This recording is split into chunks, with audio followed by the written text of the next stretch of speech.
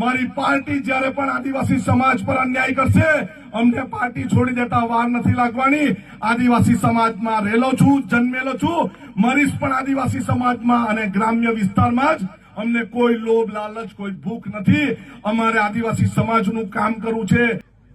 આપણા વિસ્તારનો એક પણ છોકરો છોકરી ભણવા માટે ન રહી જાય એને વિકાસ કહેવાય.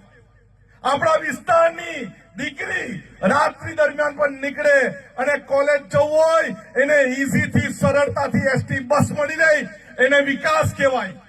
આપણા વિસ્તારમાં સરકારી દવાખાનામાં દવાઓ મળી રહી અને ડોક્ટરો મળી રહી તો એને વિકાસ કહેવાય.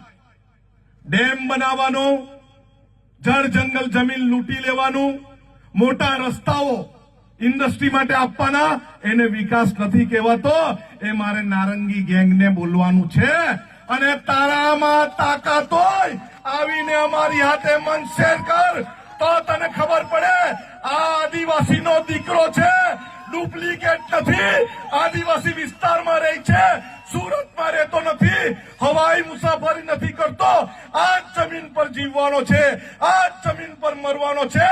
પણ તમારું જ્યુસ કાઢીને પીવા બી અમે બેહેલા છે.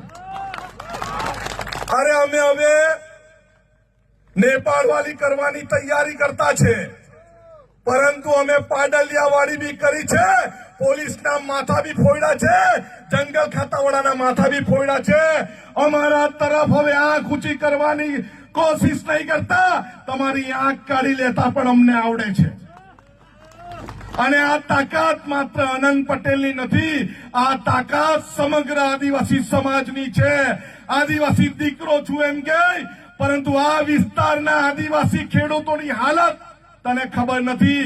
એક દાણો ડાંગર નાખીને હજારો દાણા ડાંગર પકવે છે. એ મારો આદિવાસી સમાજ ઘરમાં ભરી નથી મૂકતો, એ લોકોને પાણીના ભાવે આપે છે. આજ આદિવાસી સમાજ ની બહેનો સવારમાં 4 વાગે 3 વાગે ઉઠે, પશુનું વાસીદું કરે અને દૂધ કા મોકલાવે સુરત, બિલ્લીમોરા અને વલસાડ વાળા. સવારે ચા આ બહેનોના લીધે પી છે.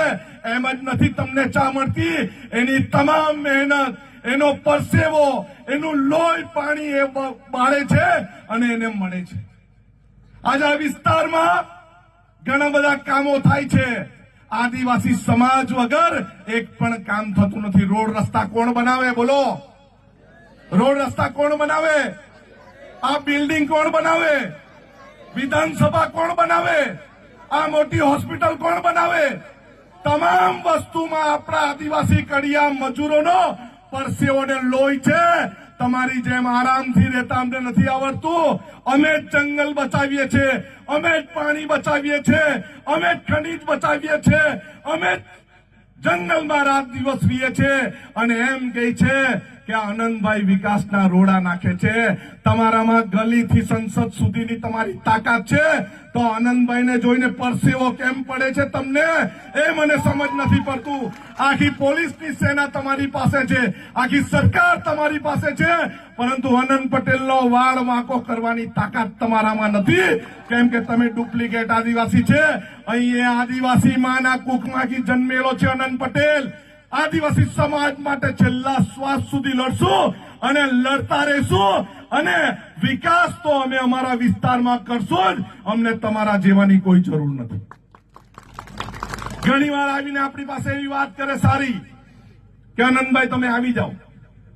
મેં એમ કીધું અમને આંગળી ઊંચી કરતા નથી આવડતું, અમે બળબડ કરતા પોપટ નથી, અમે તો સિંહ છે, ગર્જના કરીએ છીએ અને ભલભલાના પટ્ટા છૂટા કરી નાખીએ.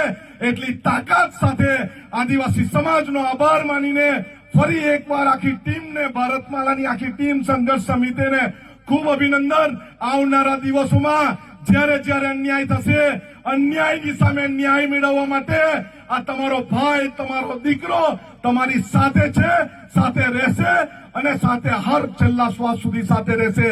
આગળ પણ મેં કીધું છે, મારી પાર્ટી જ્યારે પણ આદિવાસી સમાજ પર અન્યાય કરશે અમને પાર્ટી છોડી દેતા વાર નથી લાગવાની. આદિવાસી સમાજમાં રહેલો છું, જન્મેલો છું, મરીશ પણ આદિવાસી સમાજમાં અને ગ્રામ્ય વિસ્તારમાં જ. અમને કોઈ લોભ લાલચ કોઈ ભૂખ નથી.